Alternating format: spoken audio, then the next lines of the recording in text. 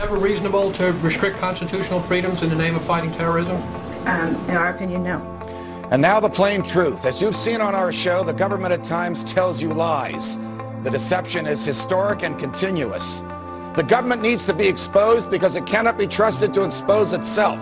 We live in exciting and fearful times. Most of you today are not afraid of big crime or big business or big labor. Rather, most of us are most afraid of big government. All right, folks, there is a lot going on right now. Decisions being made that are unprecedented and will have an overreaching impact on what it means to live in the United States of America. Who could want a government that punishes people for speech, that lets its own agents write their own search warrants, that fights wars just to keep the military-industrial complex busy, that debases all you own by printing worthless money and putting it into the stream of commerce, that gives away more than half the tax dollars it collects, and that, despite express provisions in the Constitution to the contrary, permits the president to lock up whoever he wants and to throw away the key. The president saying he can secretly kill Americans and have bags put over our head and have us thrown into black vans to disappear forever. Or look at the TSA on the airports groping people. Look at the drones in our skies. Look at arming checkpoints now, the end of posse comitatus. We see the president signing legislation to charge people with felonies if they protest at national security events. You know, people ask, is this martial law? Yes, we've been under a soft form of martial law with secret arrest, warrantless spying, protesters getting beaten up, all of these type of things going on for a long, long time. Now they're telling us torture is good, secret arrest of citizens is good, the government taking over infrastructure is good. They don't deny all this stuff that we warn people about forever being real now. Ron Wyden and Mark Udall of Colorado, two Democratic senators, came out today and said, hey, you know what? We know things you don't because we're on an intelligence committee, and Americans would be, quote, stunned to find out how the American government is applying the Patriot Act. Documents just released indicate police departments across the country do track cell phones without bothering to get any permission from a court. After reviewing 5,500 pages of records, the ACLU says police agencies, large and small, often obtain cell phone data without court permission. If the government wants it, it needs a search warrant. If it gets it without a search warrant, it has committed a crime. A crime. Obtaining a warrant can slow down that process. Oh, and it's going to slow the process down if we have to ask for have to ask a judge, can we search authorized dollar cell phone records to find a missing person? Call me. A cell phone warrant, it usually took me about 15 minutes. Once you've written one, you've written all of them. You know, warrants are in our Constitution. You need to get a warrant before you search or seize anything. But apparently the Constitution no longer applies. The ACLU saying in the report this has become big business for service providers. The practice is so common that cell phone companies have manuals for police. If my cell phone company is going to give up my information, I think they need to send me a note in the mail, say we gave your information to a third party, because they always tell you we're not going to give your information to a third party. But they also found training manuals, like one from the Iowa City Police Department that says, in quotes, do not mention to the public or the media the use of cell phone technology or equipment used to locate the target subject. The manual also advises not to put this stuff into the police reports. So, doesn't that make you feel safe? Law enforcement is doing something that they know would probably cause public outrage and which they know raises legal questions. So their solution is not to stop doing it. No, of course not. Their solution is just to hide it from you. Unless they suspect me of a crime, the police do not need to follow me. That's why they need probable cause. And people say, what do you have to hide? I don't have anything to hide, but the police don't need to follow me if they have no reason to think that I'm in Al-Qaeda. And by the way, I'm not in Al-Qaeda. You know, it's just another sign of our ever-expanding surveillance state. One that's being sold to the people as a buffer against terrorism. But the truth is, it's being used by law enforcement all the time to track people that have nothing to do with a terrorism-related investigation. It started with the FBI, and the government said, oh, we have to let the FBI do it because they're tracking terrorists. Now it's no longer terrorists, it's every case, any conceivable case, and it's no longer terrorists, and it's no longer just the FBI, it's all the local police as well. So there you have it. That's how we destroy our Constitution right in front of our eyes. The ACLU's most recent info sheet says that 1.7 billion, with a B, emails, phone calls, and text messages are being intercepted and stored by the U.S. government. Now, the CIA, or the Central Intelligence Agency, prides itself on being the best spying machine in the world. But how much are new technologies that, we're all growing to love, growing to depend on, making the job easier for them? Be it social networking, a variety of gadgets that we all use that are now connected to the internet, like your PlayStation, your smartphone, your GPS. Soon enough, even more devices inside your home. And then they had the Secretary of Defense, they had the CIA director in there, Petraeus, saying, oh, we're working with industry to have bugs and tracker systems built into all appliances. Your dishwasher is going to be listening to you. Watch what you say. We don't need warrants anymore.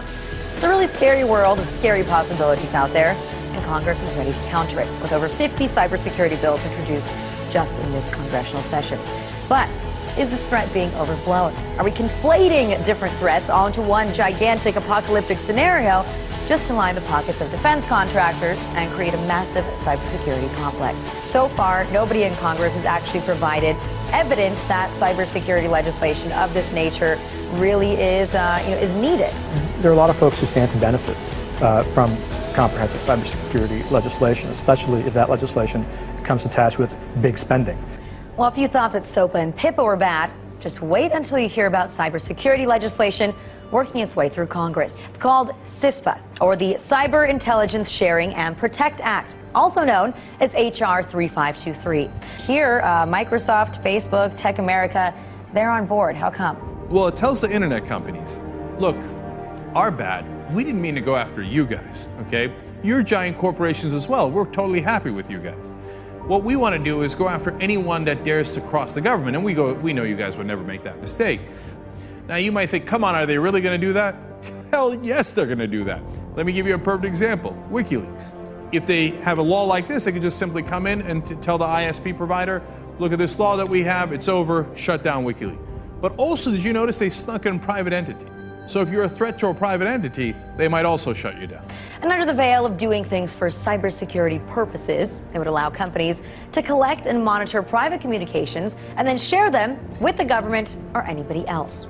A company like Google, Facebook, Twitter, or AT&T could intercept your emails and text messages, send copies to one another and to the government, and modify those communications or prevent them from reaching their destination if it fits into their plan to stop cybersecurity threats.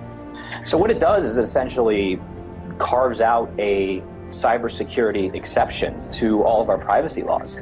So in the end, if they pass this, instead of passing PIPA or SOPA, well, they might have the same effect in terms of shutting down our sites, and they also have the second effect of merging business and state even further together. I'm afraid that I'm a little pessimistic on this one. I said that we could win on SOPA. I accurately called that one. Why? Because we had huge corporations on our side. Facebook, Google, etc. Now we're on our own. And without those guys backing us up, good luck to us. Starting Thursday, July 12th, ISPs, Internet Service Providers, will be spying not just on your bandwidth, right? But specifically on what you are downloading. You are giving them an unfettered, unchecked right to cut off your service based upon the claims of copyright holders who have been shown time and time and time again to make false claims. And there's no recourse for you. Well, I think that online piracy is a red herring. These transnational content companies make more money than ever. Look at how much money is made from legitimate music downloads via iTunes. They're making a fortune, literally, billions of dollars every year in legal download revenue. And they're saying that they need to crack down on pirates, but really they want to crack down on internet communication itself. Talking Points Memo reports that Facebook has started to ask certain users to upload photos of their government-issued ID cards. That includes passports, driver's licenses, work or military IDs will also do. And these documents indicate that the Department of Homeland Security has been spying on us on Facebook, and they're looking for specific words. And some of the words that they're looking for in our profiles includes marijuana, right? So I'll give you an example of some of the, words that set the alarms for the Department of Homeland Security. Drill, all right, drill, exercise, airport. Exercise, okay. Well, why don't you just go ahead and waste all of our time and our money going after that? Airport, drug, narcotics, cocaine, and marijuana. But once you create these things, they grow out of control. They do. And Big Brother just keeps on rolling on. I mean, we live in a police state at this point, with the police enforcement spying on innocent people without absolutely no probable cause. This is just another example of that.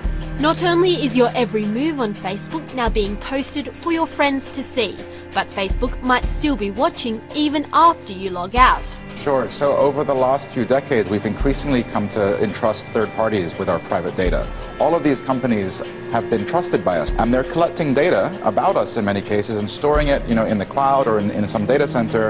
And once the data leaves our possession, it's really up for grabs for the government. A new AP investigation has revealed that the NYPD was spying on activists as far away as New Orleans. Now, if the NYPD is traveling down into Orleans to monitor a protest and tracking Muslims all over the Northeast, then one can only imagine how they're reacting to the Occupy movement. It's being called intelligent CCTV, surveillance cameras that can pick out suspicious behavior in a crowd and stop terrorists before they strike. Researchers in Reading are leading the world in developing the new technology. Researchers at Reading University think they've got the technology to spot the terrorists before they strike. First, there were eyes on the street, and now there are eyes in the skies.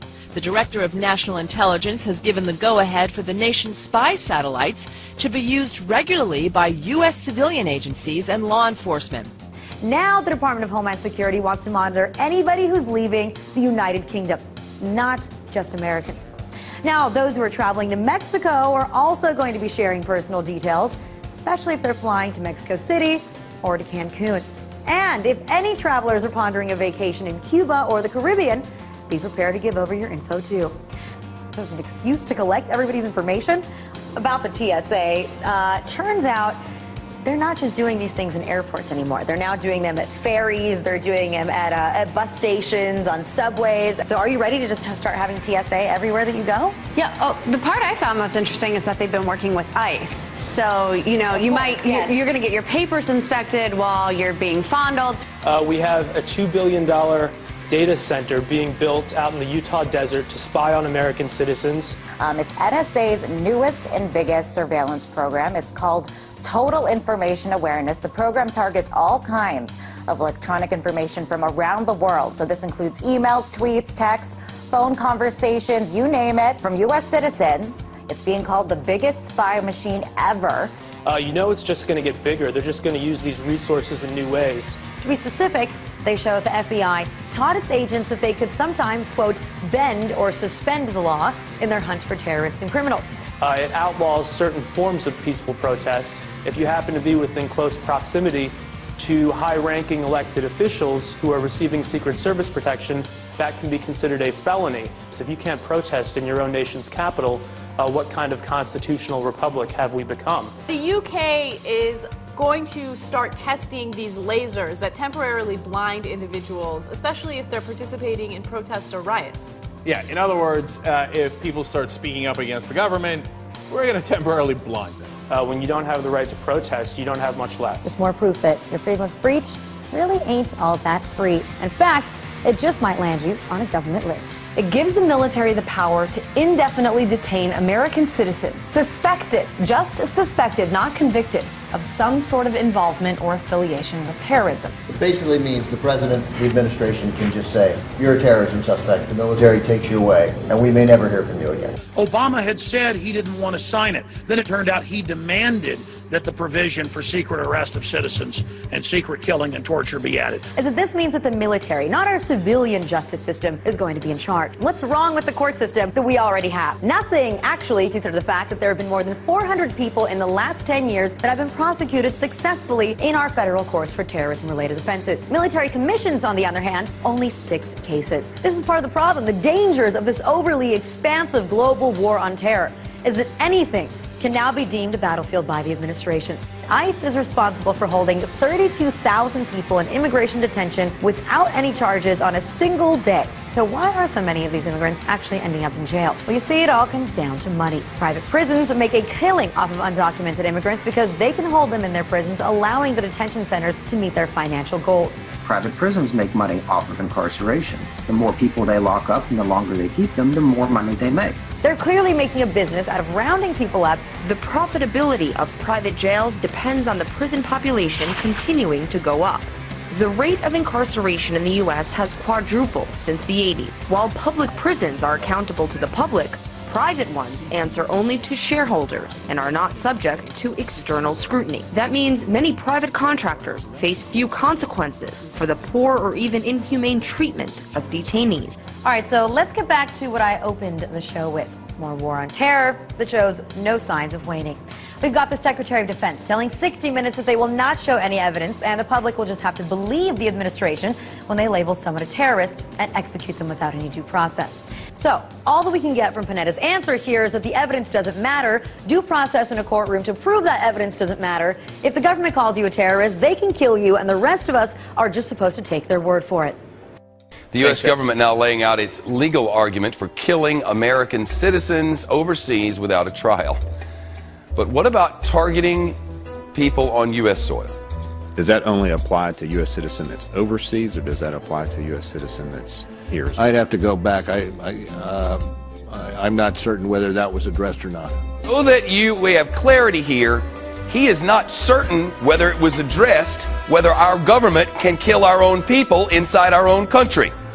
Are you slightly uncomfortable with the idea that the United States president, whoever it may be, can decide that this or that U.S. citizen living abroad is a threat to national security and kill them?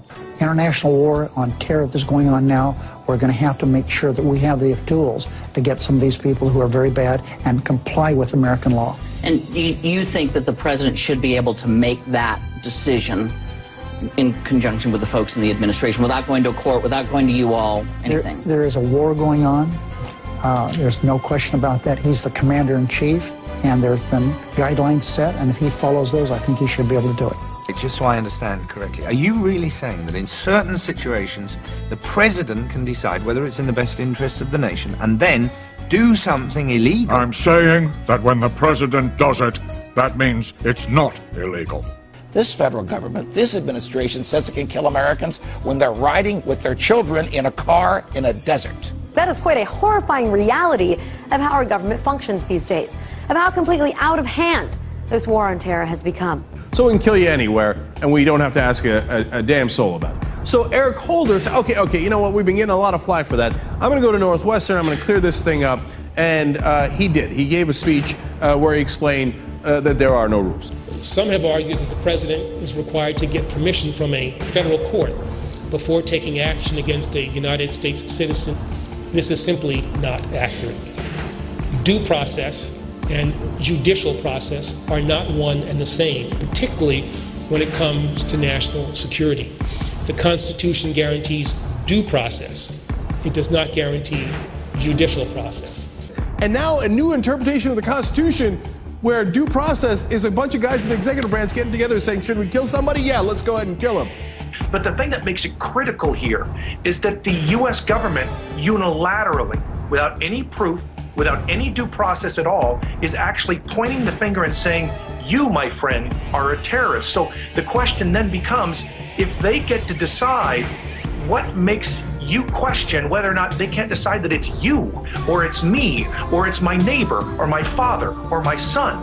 The Constitution says to the contrary. The Constitution says if the government wants your life, or your liberty, or your property, it has to articulate to a jury what law you have violated and prove its case beyond a reasonable doubt to that jury. It's called due process. Without due process, the government could take anything it wanted and kill anybody it wanted. Well, the U.S. Department of Homeland Security, along with the U.S. Immigrations and Customs Enforcement Office, have placed a large and rather interesting order. They've ordered 450 million rounds of ammunition to be made and delivered to them over the next 5 years. All right, so this is interesting because this is not the Pentagon making the order for the military. It's DHS and ICE.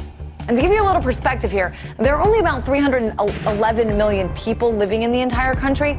So it begs the question, why such a massive order, 450 million bullets? DHS, Department of Homeland Security, consists of the TSA, the Transportation Security Administration, and Immigration Services. This is a domestic law enforcement agency. And to be fair, some people online who don't want to believe what's going on have said that this is just going to be used for target practice, or also It could be that the government is simply stockpiling ammunition because they don't want to get into a situation where there's an ammo shortage and our law enforcement officers don't have any ammunition.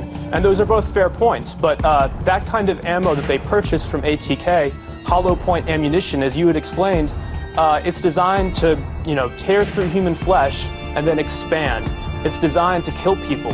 This is not the optimal kind of ammo you would buy for target practice. It's more expensive and it's more precise. But even if they're burning through 20 million rounds a month to train their agents, this is still overkill. This is still too much. So best case scenario, this is sort of a waste of taxpayers' money. And worst case scenario is, as you said, they're planning for economic unrest or violent protests or something that requires hollow point ammunition on a wide scale. And they have an open bid right now, DHS, for even more ammunition for 175 million rounds of .223 caliber rifle ammo.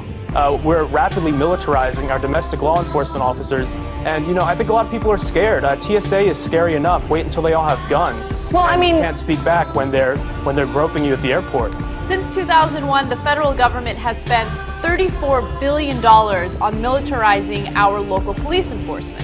However, several police stations across the country have splurged on some pretty fancy equipment. The Bearcat 3. This is a 9-ton armored vehicle with bullet-resistant windows, gun ports, tear gas dispenser, loudspeaker, and a battering ram on the front bumper. Several departments, including the NYPD, are also using mobile watchtowers, giving cops an eye in the sky. Well, they took it one step further and used a DHS grant to get their own weaponized drone. That's right, this $300,000 Shadowhawk drone made by Vanguard Defense Industries weighs 50 pounds and can be equipped with a beanbag launcher and a taser, giving officers the ability to stop a target from the sky. Does the name Shadowhawk sound familiar? That's because they're the same brand that's used by the military in Afghanistan for counterterrorism operations. So why do cops need a tank or a drone? Well, they don't. But if they can get one, then they figure why not. Call me crazy, but these devices need to be left to the military for war situations, not to use against Americans for domestic purposes. And of course, if you throw the words national security or terrorism in there, everyone acts like it's no big deal. Even though these police departments don't need this equipment, they will still use it, and they'll use it for stupid things. Like, for instance, they'll go to they'll raid a party, for instance, right? With a tank. No, but this is happening throughout the country, right? Like, this is a police state. Our police enforcement is militarized, so they'll overreact to stupid situations. And to give all of these agents so much firepower, it really does make you wonder if they know something that the American people do not know about.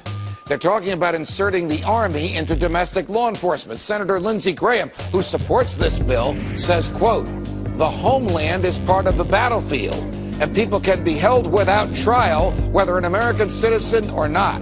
The government may be preparing for some sort of martial law. We shine the spotlight on an executive order that the White House was hoping that you would never learn about. Now, the president signed the National Defense Resources Preparedness Executive Order. It gives the president the power to control U.S. resources in times of war and peace. Now, this includes, but is not limited to, food and livestock, water, plants, energy, health resources, transportation, and construction materials, and gives the government the ability to, quote, control the general distribution of any material, including applicable services, in the civilian market. This would give the president of the United States the authority to declare, basically, martial law during times of peace. So it's starting to sound more and more like we're getting closer to martial law by the day. Now, while you say that most Americans say that they don't care, they have nothing to hide, I think those Americans would care, might feel differently if it turns out that what the police were doing is illegal.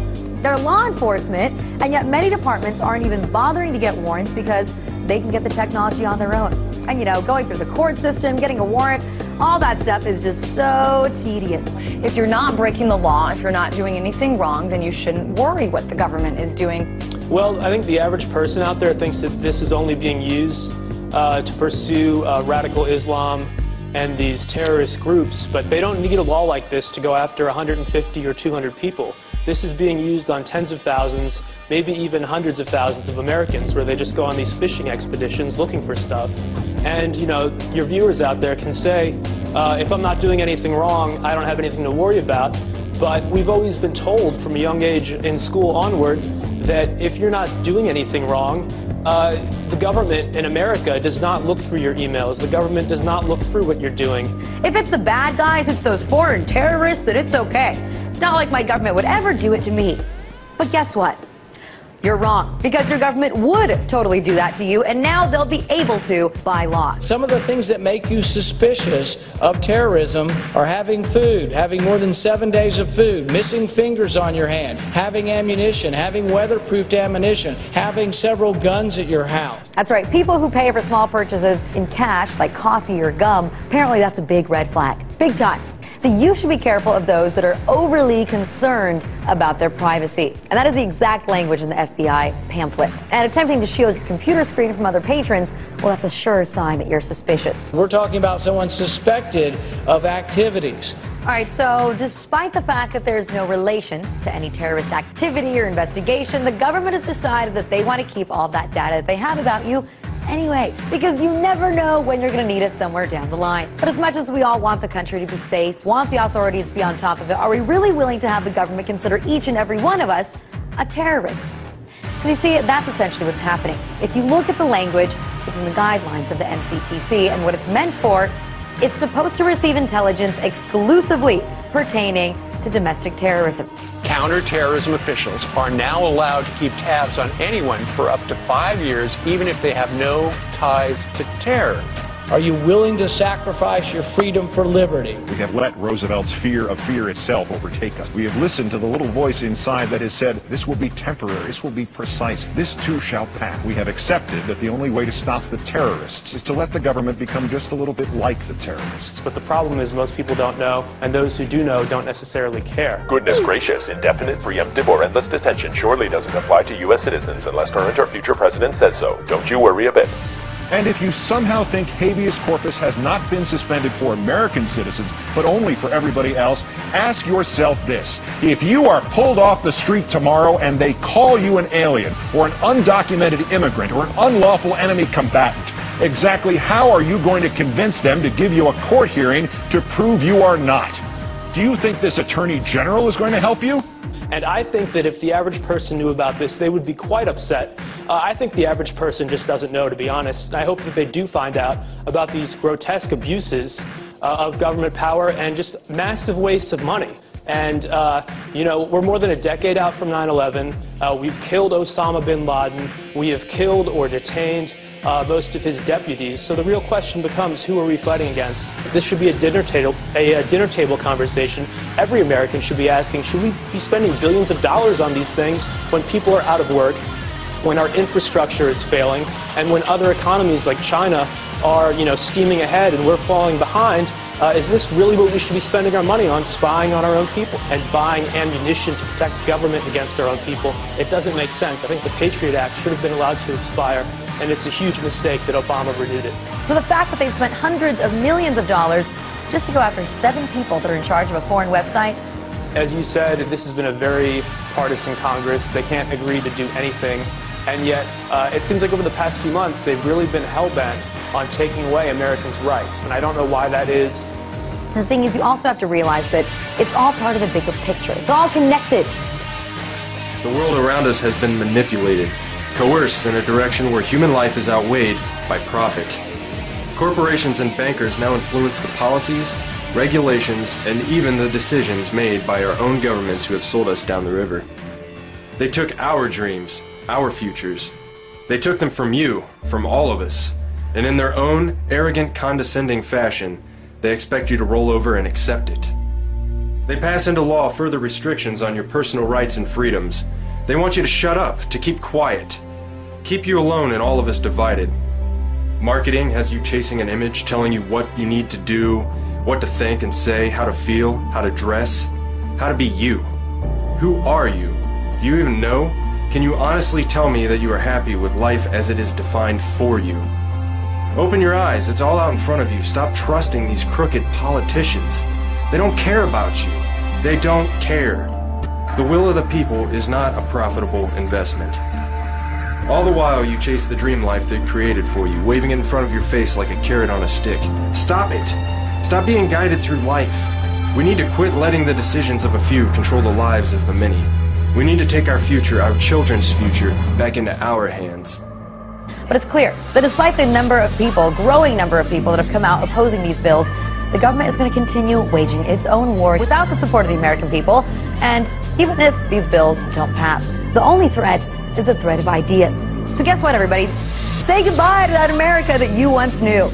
Our government sucks. So we need to wake up and speak out about these practices before every shred of our privacy is gone. America, the greatest losses to our freedom have come not from someone attacking us, but from the government ignoring the Constitution and the majority letting them get away with it. Yeah, we torture. Yeah, we spy on you. Yeah, we do all of this, but it's no big deal. Get used to it. You know what? We're not going to get used to it. One day, somebody's going to have to make a stand. One day, somebody's going to have to say enough. People should not be afraid of their governments. Governments should be afraid of their people. When the people fear the government, there is tyranny. But when the government fears the people, there is liberty. So what do you say? Maybe we should all just stop paying our taxes and revolt. Because this is bull. It's time to wake up. First, you've got to get mad. You've got to say, I'm a human being. God damn it. My life has value. The gift of freedom that is yours by right. We must never let them take it from us. I'm as mad as hell, and I'm not going to take this anymore. This battle is just getting started.